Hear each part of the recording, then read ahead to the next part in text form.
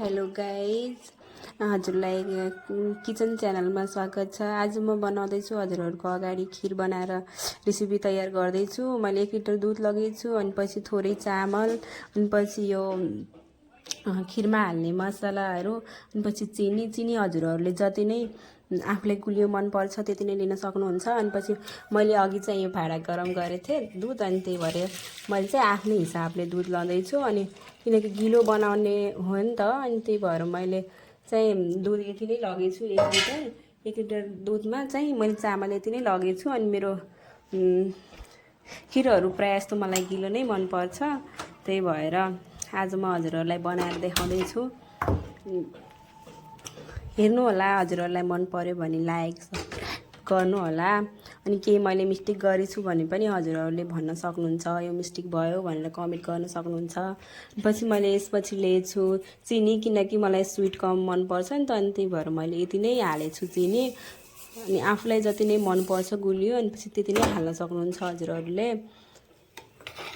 अनि यसलाई हल्का गरेर उम्लिन दिनुपर्छ। अनि उम्लिसक्यो भनेपछि हजुरहरूले जो चामल देखाएको थिएँ नि, अनि त्यसको माथिबाट हजुरहरूले चामल हाल्न सक्नुहुन्छ यसरी। अब हजुरहरूले भन्नु होला कि दुधमा पानी पनि त हाल्छन् भनेर। मलाई चाहिँ दुधमा पानी हालेको खिर चाहिँ मन पर्दैन, प्रायः जस्तो मैले दुधमै बनाउँछु। हजुरहरूले पानी पनि हाल्न सक्नुहुन्छ।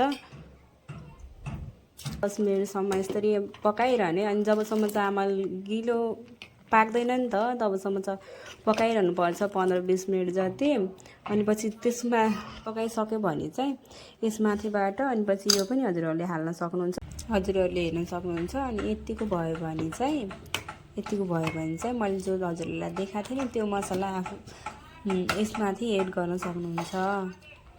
यसरी एड गरेर अनि यसलाई एकछिनसम्म फेरि पाक्न दिने 10-15 मिनट। अनि पछि अब यतिको बाक्लो चाहिँ भएको छ, यो मसला हल्का पाकोस् भनेर चाहिँ पकाउने एकछिन। अनि पछि चाहिँ हजुरहरूले यसलाई तान्न सक्नुहुन्छ, हेर्न सक्नुहुन्छ। यतिको भयो भने चाहिँ हजुरहरूले अब योभन्दा हजुरहरूलाई मनपर्छ भने योभन्दा पातलो, तपाईँ योभन्दा बाक्लो पनि बनाउन सक्नुहुन्छ, तर मलाई चाहिँ यत्तिकै मनपर्छ। फाइनली लास्टमा चाहिँ यसको रिजल्ट यस्तो छ। हजुरहरूलाई मन पर्यो भनेपछि लाइक, कमेन्ट, सब्सक्राइब गर्न नभुल्ला।